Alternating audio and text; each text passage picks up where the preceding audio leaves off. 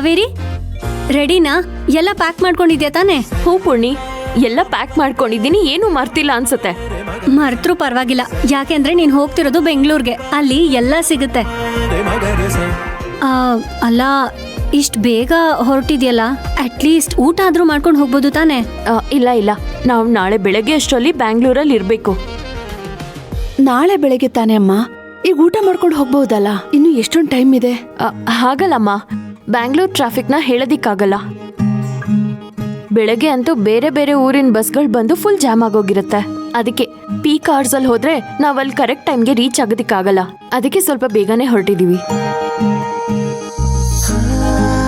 ಅದು ಅಲ್ಲದೆ ಕ್ಲೈಂಟ್ಸ್ನೆಲ್ಲ ಮೀಟ್ ಮಾಡಬೇಕು, ಅವ್ರಿಗೆ ಪ್ರೆಸೆಂಟೇಷನ್ ಕೊಡೋದಕ್ಕೆ ಸ್ವಲ್ಪ ಪ್ರಿಪೇರ್ ಆಗಬೇಕು. ಅದಕ್ಕೆ ಸ್ವಲ್ಪ ಬೇಗನೆ ಹೊರಡ್ತೀವಿ. ಅದನ್ನ ನೀನು ಪ್ರೀತು ಸೇರಿ ಆಲ್ರೆಡಿ ರೆಡಿ ಮಾಡ್ಕೊಂಡಿದ್ದೀರಾ ಅಲ್ವೇನೆ? ಮಾಡ್ಕೊಂಡಿದೀವಿ ಪೂರ್ಣಿ, ಆದ್ರೂ ಇನ್ನೊಂದ್ಸಲ ರಿಹರ್ಸ್ ಮಾಡ್ಕೋಬೇಕಲ್ವಾ?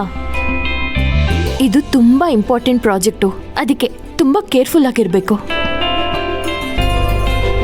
ಈಗ ನಮ್ಮ ಮೊದ್ಲಿನ ಕಾವೇರಿ ನೋಡ್ದಂಗೆ ಅನ್ನಿಸ್ತಿದೆ.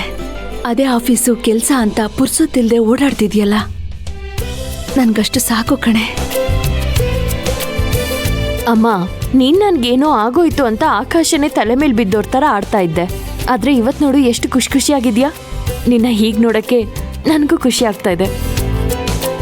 ನಿಜಾನೇ ಅಮ್ಮ, ನಿನ್ನೆ ಲವಲವಕ್ಕೆ ನೋಡಿ ನನಗೆ ಅರ್ಧ ಚಿಂತೆ ಹೊರಟೋಯ್ತು. ಒಂದ್ ನಿಮಿಷ ಇರು, ಒಂದ್ ಲೋಟ ಕಾಫಿ ತಗೊಂಡ್ ಬರ್ತೀನಿ.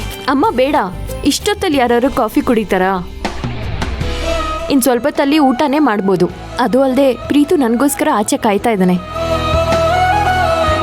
ಕಾಫಿ ಎಲ್ಲ ಕುಡ್ಕೊಂಡು ಕೂತ್ರೆ ತುಂಬಾ ಲೇಟ್ ಆಗೋಗುತ್ತೆ. ನಾವು ಆದಷ್ಟು ಬೇಗ ಹೊರಡ್ತೀವಮ್ಮ.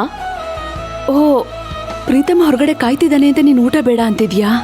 ಊಟಕ್ಕೆ ಅವನು ಕರಿಬಹುದಿತ್ತಲ್ಲಮ್ಮ. ಬೇಡಮ್ಮ, ಮತ್ತೆ ಲೇಟ್ ಆಗುತ್ತೆ. ಅವನು ಆಲ್ರೆಡಿ ಹೊರಟು ನಿಂತಿದ್ದಾನೆ.